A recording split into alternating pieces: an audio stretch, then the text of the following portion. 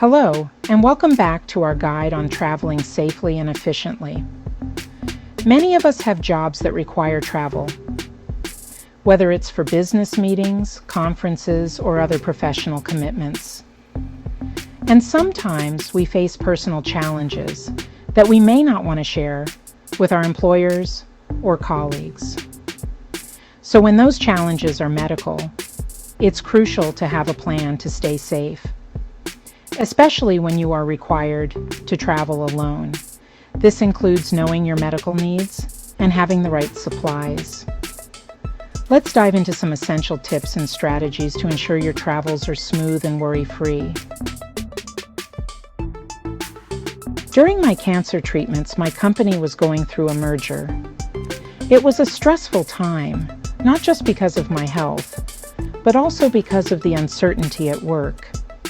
I ended up with a new boss who didn't know me or my work ethic. This added to my anxiety as I had to prove myself all over again. I was worried about my job security after medical leave.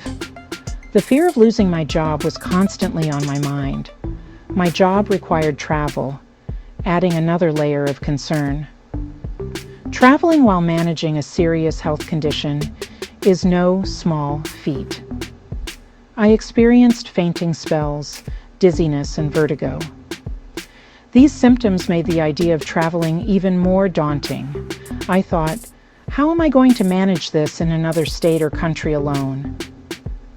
I knew that I needed a plan.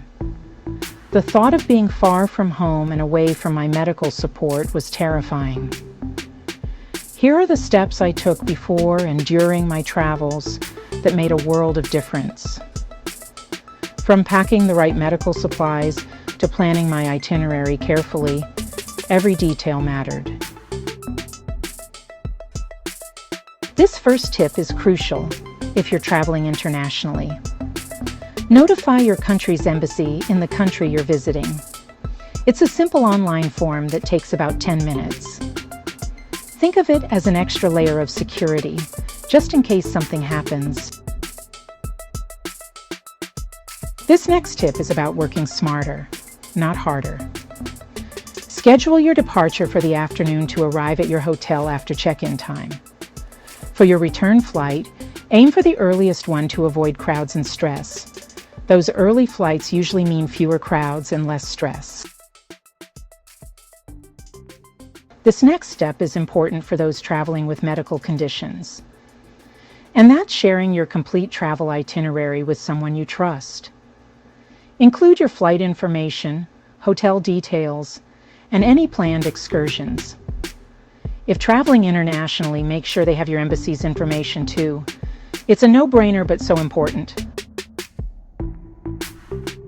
Setting an alarm on your phone before you sit down at your gate is another step that I always took. I set it to go off every 20 minutes. If you faint, and do not immediately turn it off, it alerts those around you that something is wrong. Thankfully, I never fainted, but the alarm gave me a sense of security. It's an unusual tip, but trust me on this one. Boarding with extra time was tough for me at first. I don't look sick, so I'd get looks when boarding early. But standing in long, crowded lines is a disaster when you have medical challenges. Don't worry about the looks. Your health is more important. Another tip is investing in anti-theft bags with locks to keep your valuables safe. I got a purse with a literal lock and key. It's about protecting yourself and your peace of mind, just in case I wasn't feeling well enough to be as alert as usual. This next tip, you probably already do. It's turning on your location services and share your location with trusted family or friends. Early in my diagnosis, I wasn't familiar with this feature.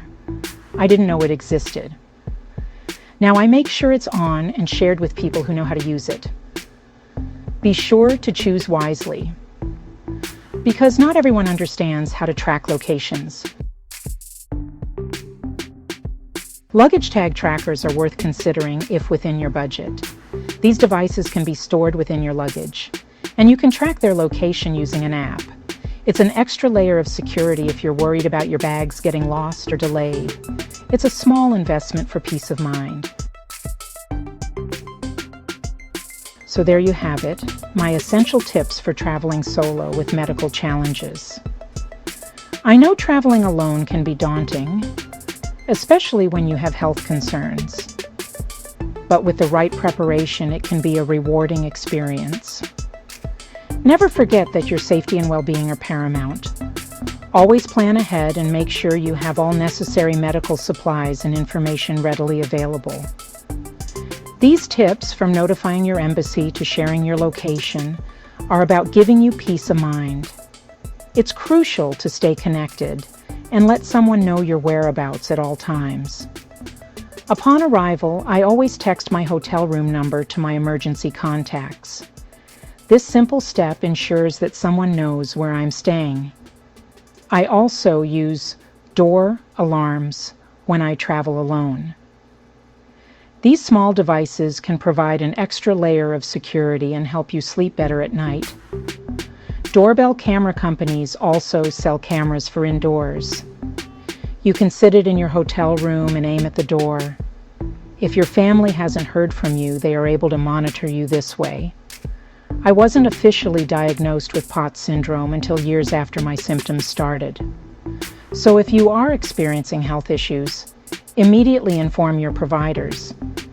It may take them years to find the source of your problem. These tips helped me navigate health challenges while proving myself at work. Balancing your career and health is possible with the right strategies and support. Always communicate with your healthcare providers for tailored support. They can offer valuable advice and adjustments to your treatment plan to accommodate your travel needs. Thank you for watching, and please take care of yourselves.